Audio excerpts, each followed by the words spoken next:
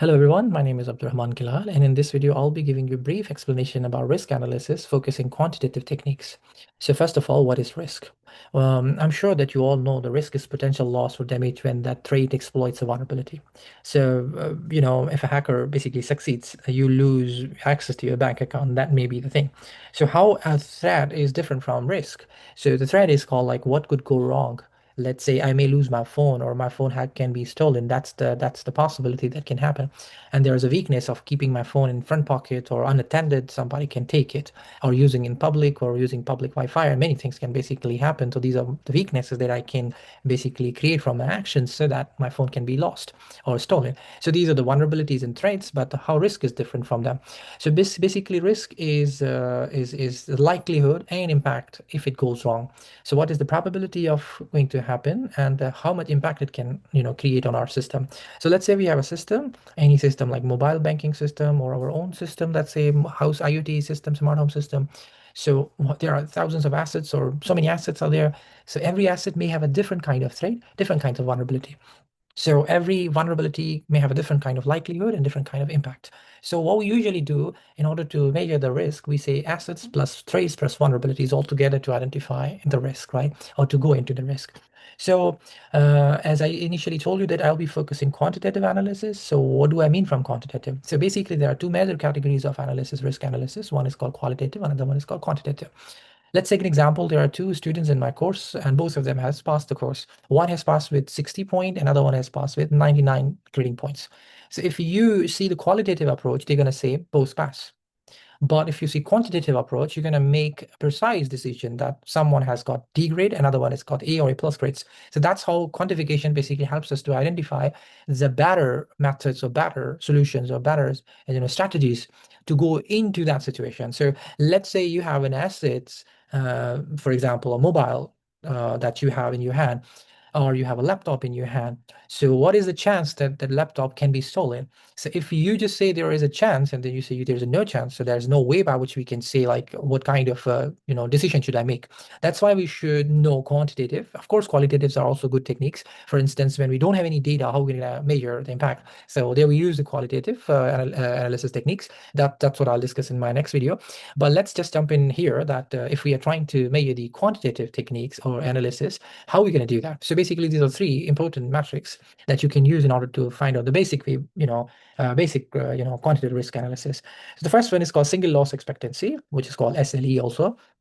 So SLE says that you have, an asset and basically exposure factors. So let's say I have a mobile phone, and that mobile phone can get the malware attack. So what is the percentage of malware attack can happen? For example, 60%, 70%. So that's the called exposure factor. So percentage of asset value of loss during an incident. Or let's say I have a phone that can be lost, so which is 100%, let's say. So phone, the cost of the phone and the exposure factor. So if we merge them, so we're gonna get basically single loss expectancy, right? This is one thing. And we have also to see that how many such kind of incidents happen in our, let's say, school or in our system. So we're gonna have a, percentage or probability from the historic data that how many incidents, such incidents have happened in the past. So if you know both of them, for example, SLE and ARO, which is called annualized rate of occurrence, and you multiply with each other, so it's basically going to help to find out annualized loss or loss expectancy. So let me just quickly give you this example that there is a laptop that may be stolen. So you have a laptop cost $1,000. I'm not talking about depreciation here, so just imagine. So how many laptops from my campus have been stolen in last year? Let's say 5, or let's say 10, or let's say just 1, or just any number. So what usually I do is that I have a single loss expectancy. So here I don't have any other factor, which is called, which I mentioned here, that's called exposure factor. Let's say if it's lost, it's called 100% gone, right? So 1,000 is my cost if I lose it, or so it's stolen, and there are, let's say, 1% or 10% of annualized rate. So if you multiply them, so basically the cost that happens, that is called annualized, this one, annualized loss expectancy. So this is going to be $200. So in such kind of scenario, sometimes you may think of buying the insurance because you see, okay, my laptop cost 1,000, and then if it happens to me, I lose about 200. So now $200 is the cost that you have to now consider during your risk management decisions.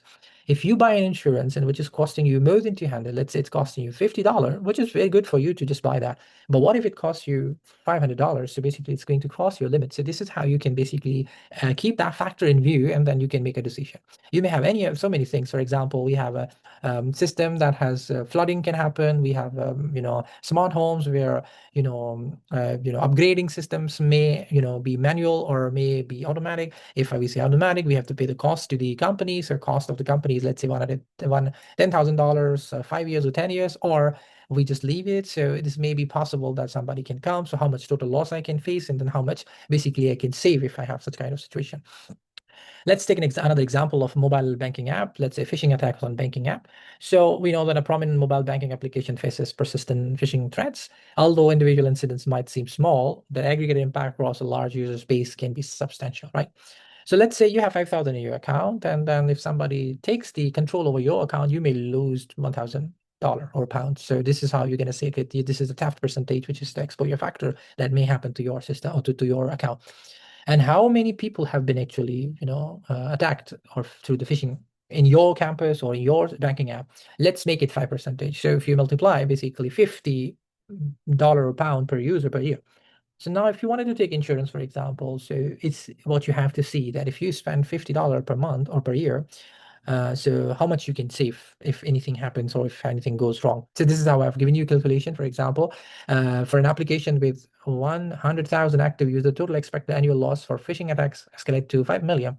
So let's say you are trying to go for insurance, and then maybe insurance costs you 1 million. So basically you still save, you know, 4 million. Or you wanted to go for multi-factor authentication, so multi-factor authentication systems basically can cost you $1 million. Insurance can cost you $1 more million. So basically you may have some ways by which you can still save certain cost. So it has to be calculated that way, right? But that's not it. We have other techniques. So first thing we studied about, ALE, which is called annualized loss expectancy. The formula is very simple: single loss expectancy multiplied by annualized rate of occurrence. That's how it works. But there's another way by which one can actually identify if there is a possibility, a probability, and impact. So ALE helps us decide if a security control is worth the cost. Let's say if I wanted to go for the multi-factor authentication, should I spend some millions of dollars on my system or not? Or if I have 100 users, or if I have 1 million users, what best strategy I can go with. So basically LE can help me.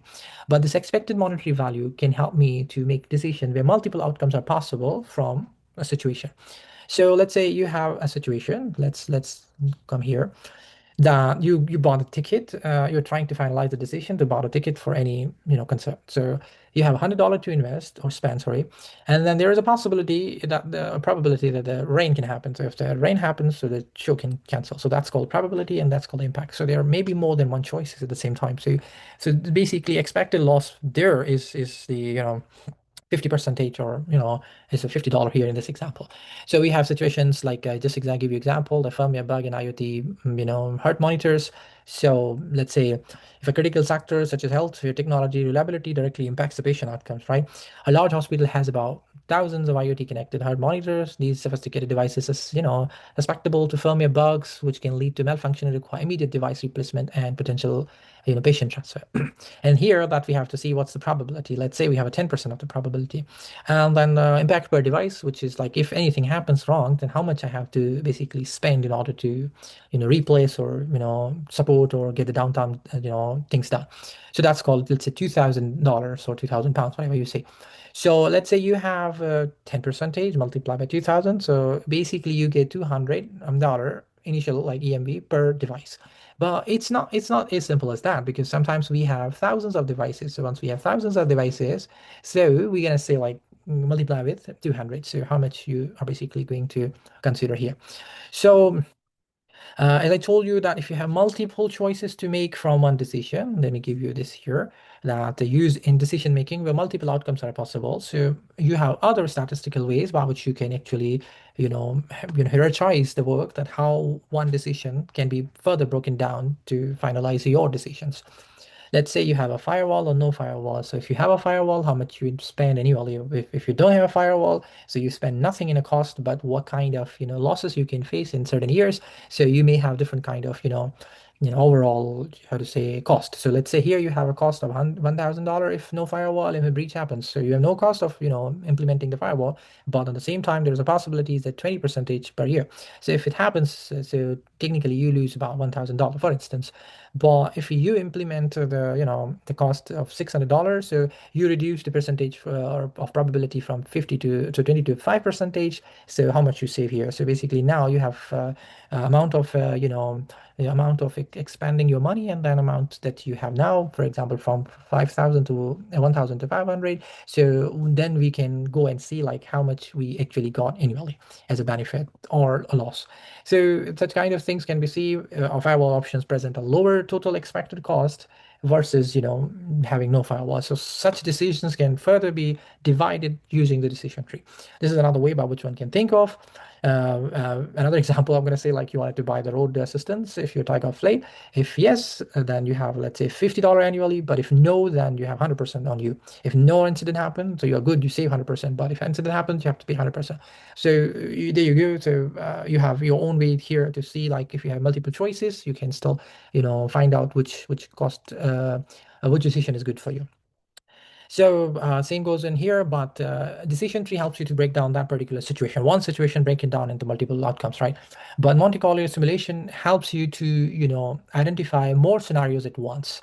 So unlike single point estimate provided by basic EMV calculation, Monte Carlo simulation generates thousands of potential scenarios, each incorporate random variation and key parameters. How do we create random parameters? So we have a lot of data available, and we can use such and such tools even in Excel. Let's say Microsoft Excel, for example, there is a extension called a DT simulation. So you can download and edit into your Excel, and then you can basically see multiple parameters or scenarios considering all together and make the decision.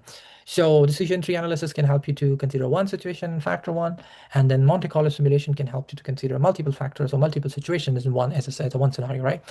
So yeah, let's say you have a situation, for example, like if you roll the dice, if you get a six, you get like $10 as a win. But how many, the likelihood is very small. Like if you throw, you don't get anything. But how many times you roll it so that you can get some money? So basically, you're gonna do some probability here. So you're gonna see like the average earnings will, converge towards 1.67 per roll if you throw it 4,000 times. That's how we can see like how many possibilities can happen. So identifying key variables or situations and then executing the simulations to generate the random data and then analyzing the outcomes based on the overall scenarios, you can see visualize it. Yeah, so considering all the factors, then you have a cost benefit analysis. How much you cost. For example, if I have a laptop which cost me $1,000 and I have bought the insurance, that's called $100, and the laptop is about 5 years old. So what's the point? I already have a depreciation. So cost benefit analysis has to happen. So first thing first, that you have to have your principal fundamental, metrics applied, and then you get the process done, and then you analyze and make the decision criteria that which is the best thing for you right at the situation. I think that's all about this presentation. We know that quantitative metrics can help us, or quantitative risk techniques can help us to identify at least some numbers based on which we can make some decisions. In the next video, I'll be discussing how qualitative risk assessment techniques can help us to make the decisions. If you got any questions, please do not hesitate to ask me. Thank you, guys.